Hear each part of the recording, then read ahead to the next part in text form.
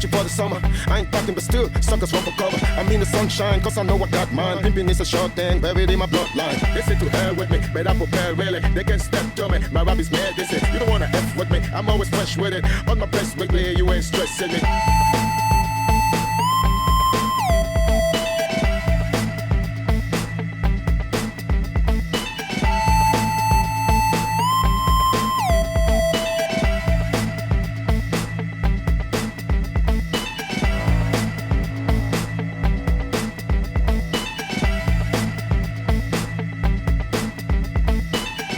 All the time, all around the way I put it down, coming straight from the underground. Now what you want now? I do it for the masses, I never blew my chances. My style is classic, started, you want the heat, I got it. Coming from the bottom, moving straight to the top. Coming with the pull up for the #1 spot. Pushing my vibe like a pusher on the block. Holding my ground, so the rappers get lost.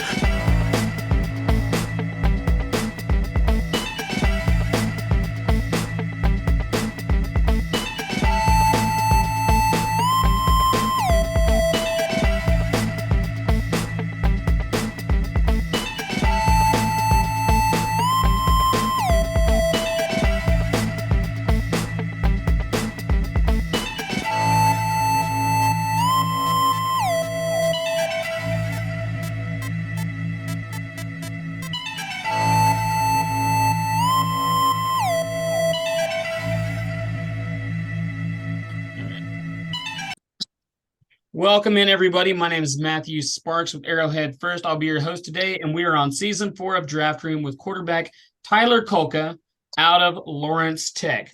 All right, so Tyler, why don't you tell everybody a little bit about yourself, a little bit about your background?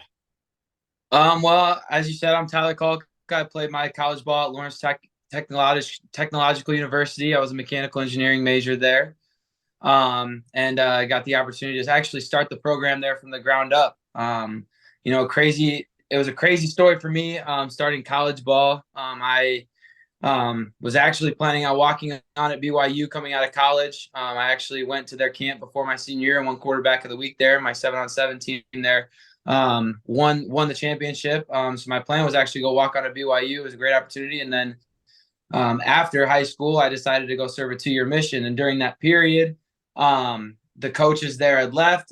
Bronco Mendenhall went to Virginia, and it was kind of up in there as to where I was going.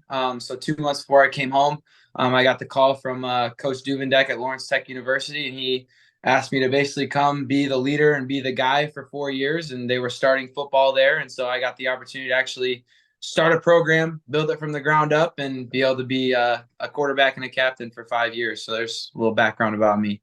That's excellent. I wasn't familiar with the background of Lawrence Tech, but you had pretty good numbers, right, coming out of this season. So tell us a little bit about what you feel your strengths are as a player. And then we also like to have guys tell us about any weaknesses they think they can improve on in their game. So any strengths and weaknesses? I think my biggest strength is I have really good mechanics and a very quick release. I have a strong arm. And I feel like I can go toe-to-toe with anyone in the country with accuracy. So I think that's a really big, strong suit for me, as well as the fact that I've been a 5-year starter. So I've got the opportunity to, be in the room and be in the room with my offensive coordinator like every week and talking about plays we're going to run and, watching film and, preparing each week for a lot of games in college to be able to be a starter. So I feel like I have a lot of background with that. And then obviously leadership qualities that have come along with starting a program and being a captain from as a freshman in college and stuff like that. So I would say those are my strengths coming in. I would say weakness wise, I think, for me, I'm not the fastest guy in the world. I have quick feet. I have really good mobility in the pocket. But I think just, straight speed, which is, I think a lot of quarterbacks nowadays with the dual threat and, seeing your Lamar Jacksons, and Jalen Hurts in the league, I'm not going to go be a burner and go run a 4.4. So I would say that's something that, I want to work on is explosive and being more explosive and be able to take off and be really fast. I am quick, just I want to, get faster, obviously. So that was what I'd say, my strengths and my weaknesses are. So height and weight wise, where you at? Because I've seen your college measurements and everything, but I know colleges can be a little shifty with their measurements sometimes. So I want to hear it from you. Height and weight, where you at?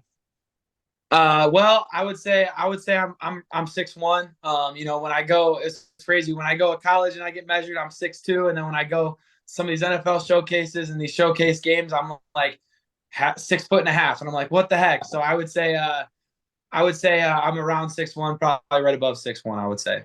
All right. And what do you think your 40 times just going to be? Like, I would say right now, I've only just started training it, and I'm hitting about a 5 flat right now. I feel like and I'm training it for the next 2 months, so I should be able to get down to right around a 4.8. Is kind of my plan. Yeah, that'll be a nice bit of improvement because I mean, 4.8's still pretty quick, especially for a quarterback. We know Tom Brady's out there running like a 5.17, man. So, Exactly. Right. So let's go through some of the stats. If my stats I got here are correct, you ended up with 26 total touchdowns to 11 interceptions on the season in just a handful of games. So tell us, I mean, look, I'm counting, let's see. Yeah, so tell us a little bit about the season because what I'm seeing you had 1, 2, 3, 4, 5, 6, 7, 8, 9 games, right? So you only had 9 games and end up with 24 touchdowns. Tell us, or well, 26 total touchdowns, including the rushing touchdowns. So tell Yep. us a little bit about this season and how it went because you had 2 4-touchdown games and a 3-touchdown game in this, right? And that's not even including the rushing. So tell me a little bit about how the season went. Well, it was a culmination of all the work that I've put in. Going from starting as a freshman and, you know, I think just putting in that work over the offseason with my receivers and, gaining that confidence with them and then gaining that constant confidence with my coach. I think it was kind of my peak year with, putting up statistics and numbers and, helping my team the best that I could. I feel like it was just kind of a peak year. I had great receivers that played really well. I had a freshman receiver and then I also had a sophomore receiver, my roommate Jalen, and then Jaden Rembert. They were just great receivers, and then obviously Kendall Williams, who had 11 of those touchdowns, who's an absolute stud. I've been playing with him for 5 years. Hopefully he gets a look too. He's, his biggest battle right now is he's 5'8", but he runs a 4.46, so he's a speed demon. So I mean, we'll see what happens with him, but I think I would have to give a lot of credit to those guys and working with me over the offseason. I feel like this season, was great, numbers wise, but I think it was all in a culmination of all the work we put in the off season for sure. Absolutely. All right. So, one of the fun questions we like to ask guys: did you play any other sports growing up? You got any other sports in your background? I did. I was a 4-sport athlete in high school. I played on the hockey team, I played on the basketball team, and I played on the baseball team. So I was a big sports guy. I always wanted to play sports growing up. I even played soccer when I was really young. But yeah, I was always a big sports guy. I love playing sports. I love competition and stuff like that. And I feel like it's made me better as a quarterback and as a football player as well. I must have missed this. Where'd you grow up? You said a hockey team? Yeah, I live right around Detroit, Michigan. Oh, okay. So that's big. north. So, Yeah, big Red Wings fan for sure. That's insane. That's crazy. All right. I think that's the first time we've ever got hockey as an answer, right? We've had wrestling. Really? Yeah. First time we've ever. I think we had cricket once too, but never had. Hockey. Cricket's crazy. Yeah. All right. So there's a lot of guys going into the draft at this point in the year. You mentioned being a 5-year starter is a thing that gives you an advantage. What are some other things that you have that other guys may not have going into the draft?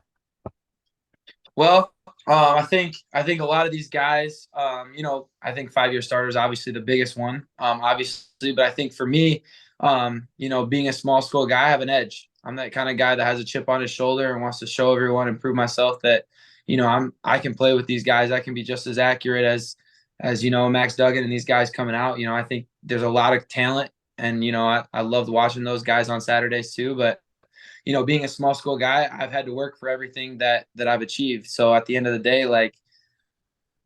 I feel like for me, it's that chip on my shoulder, it's that drive, and I'm the kind of guy that's going to do whatever it takes. So I think I've worked insanely hard to the point where my mechanics are really really good, and I have that quick release, I have that strong arm, and my accuracy is on point. So I just, in my mind, I feel like I just need that opportunity being that small school guy. But again, I think it gives me what gives me an advantage is I have that edge and I have that mindset that, I'm willing to do whatever it takes to get that opportunity. Yeah, absolutely.